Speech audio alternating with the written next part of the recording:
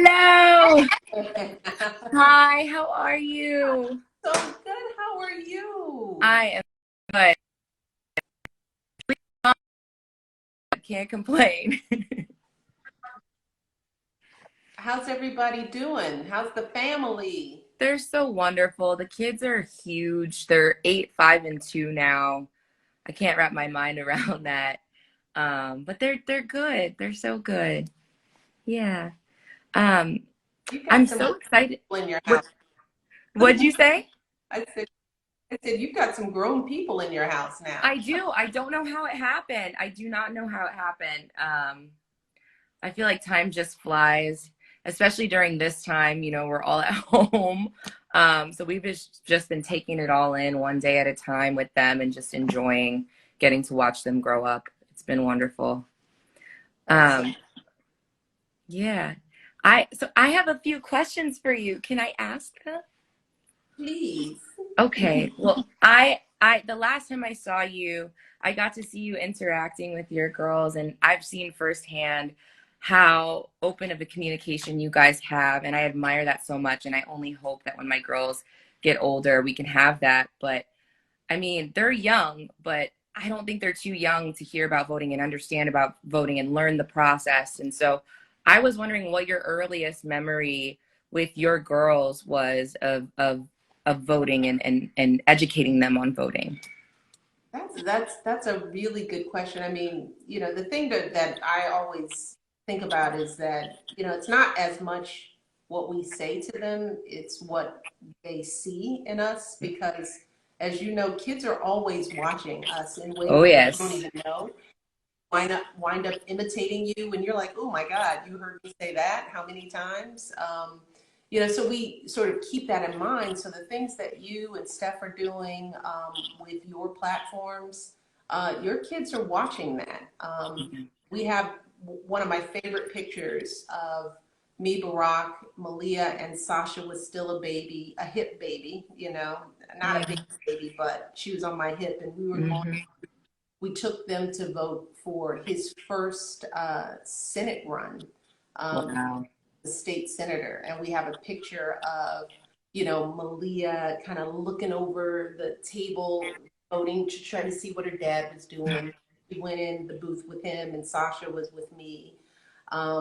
And I think, I mean, they have seen us engaged in the political process their entire lives. So, I would encourage people to take their kids with them to vote every single election when they can, because it's not always easy. Hmm. And don't be afraid to start having conversations now. I mean, you don't have to talk about big issues, but you can start telling people why a president is important and how a president is different from a governor and who their mayor is. So they're going to pick this stuff up in conversations. And then as kids get older, because now my girls are 21 and 19. So let's Wow. sit with that for a second. They know that voting is a part of what we do in this family. And they are now passing that on to their friends. And each of them, when they turned voting age, they made sure and they were excited about the process. And that's what we want to do. We want to make young people, our children, excited, just as excited as they are to get their license. You Yeah. know, every kid knows the date and the time and how. And let me tell you, getting your license is a lot harder than voting. Right. Exactly. They stand in line at the DMV. They take a test. They That spend is so true. getting their permit. So kids will get it. Young people will get excited about the things they want to get excited about, and voting it's simple compared to what it takes to do most things that young people choose to do in their lives. Yeah, that's so true. So we implement it now so it becomes second nature. Absolutely. I love that.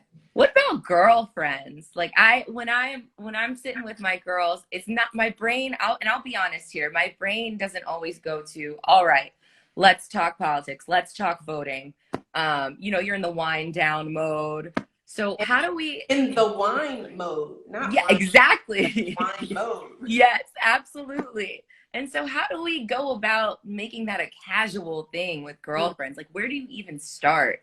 Yeah, yeah. Well, I mean, that's a lot of people are afraid to have those conversations in their own personal circles. I mean, I'm always amazed that people will don a placard and go out and protest, but Yep. they're scared to have the conversation with the people in their own lives because it is personal and Yep.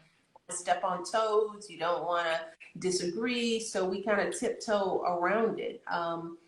And I don't think it has to be confrontational. It doesn't have to be in your face, but I think, it's something that we have to tell ourselves we have to be willing to do in our circles and start by listening. I think that we're grappling now with a nation where people have stopped hearing each other. Mm-hmm. You're either on one side or another. You either agree with me or you're a bad person. Mm-hmm. And I don't know why we're in that place, because there are many ways to be an American.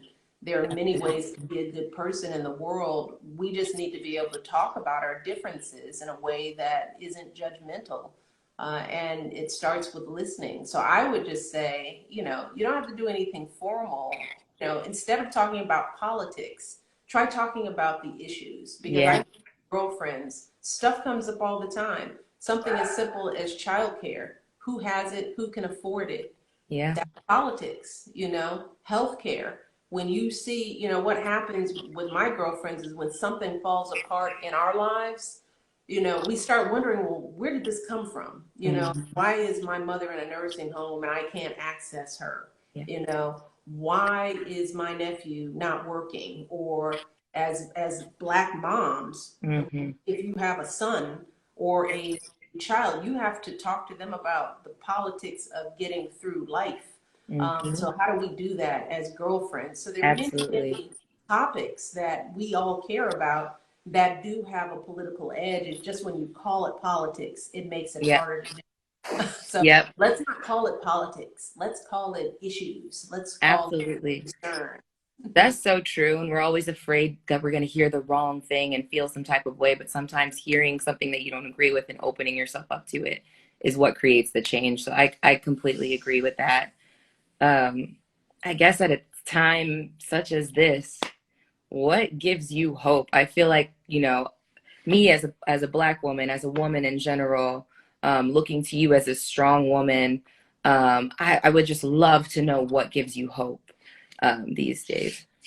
It's our kids. It always is. It Yeah. always has been. It's children. It's young people, because this as a mom with little kids. They come here unscarred, unscathed. They come here open and pure with all the possibility in the world. And every day they get a mark put on them by Yeah. society, by the world. And it can be a wonderful, it can be an affirming mark, but it also can be a debilitating mark. Hmm. And I think about it. I think about kids who grow up and learn to hate, kids who grow up and learn about fear. That's not who they are intrinsically.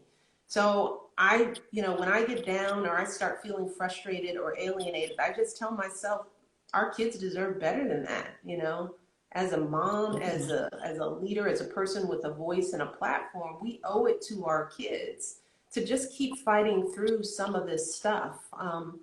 And the biggest way to fight through it is to vote. I Hmm. mean, we just don't have the luxury these days not to have our voices heard. I mean, Yeah. if everything were perfect, even still, we should still be engaged in the process because all these decisions that are happening now, how we deal with the environment, how we're dealing with jobs, how we're dealing with healthcare, education, the affordability of college, whether our kids even have access to any of this stuff, Hmm. these issues for them in years to come are being decided today. And I don't want to look my kids in the eye and tell them, oh, mom just couldn't be bothered. It was too hard, or I Yeah. didn't think it mattered. So it's kids that keep me motivated. Your little people, when I see Yeah. them growing up and I hear them talking and expressing themselves now, and they can't vote, and a No, lot of them know better. So we have to stand really do.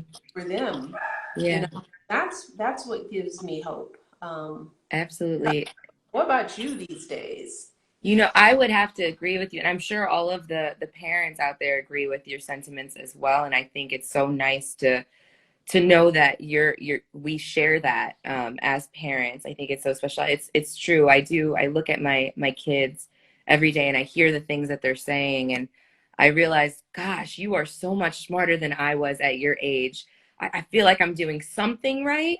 But I also feel like you know, they know how to research these days, and they're just so well educated already. And so that gives me hope. I mean, even looking at today, I was on Instagram and I saw Storm Reed. She's 17 and isn't can't vote yet, but she's pre-registered and was encouraging, you know, people her age to pre-register. That gives me tremendous hope. And I just think I think we're going to start to see change in society in general.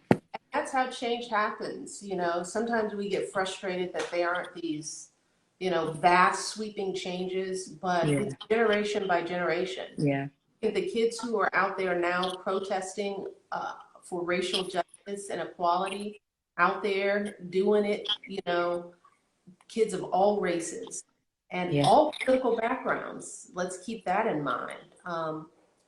They are the products of what they've seen in us. Absolutely. And Absolutely. they are demanding something different than even we, and I'm much older than you, but they have seen a world that is open. They have access to each other, to each other's cultures, to each other's Hmm. way of thinking.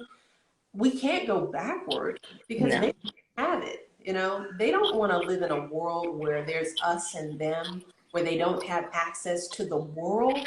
You know, our kids Yeah. on social media, they see other cultures. They know that there are other ways to be human and to live life. We can't cut that off for them Yeah. now. And elections have a way of either allowing for further growth or pulling us backwards. Hmm. And we're seeing over the last few years how quickly, if we're not paying attention and we're not vigilant, we can get yanked back Yeah. from Absolutely. ways of being. And as I've said, I just think our kids deserve better than that. They absolutely do. They absolutely do. I said through this time, if I felt anything, it really is hope, because I noticed even out at the marches, I it makes me realize there's so many people from so many different walks of life, and people are inherently good. They are Mm. inherently good, and so I know that the change is coming, and it's in its process. And I'm just I that gives me hope and makes me excited for the future. So. Well, I am proud of you. You know, I love you to death. Thank you so much. Thank you. So fun watching you Thank you. do your thing with your family, Thank you. your voice and your platform. So keep it up, babe. Thank you so much. We miss you guys. Yeah, when the virus is gone, and one day it will be, we will hang out. So, Absolutely. Absolutely. all right, All babe. right. I love Thank you you much. so much. Thank you so much. Bye. All right, bye bye, sweetie. Talk. Bye. If you want another awesome video in our Black Excellence series, check out the video right there next to me. I think you'll enjoy it. Continue to believe, and I'll see you there.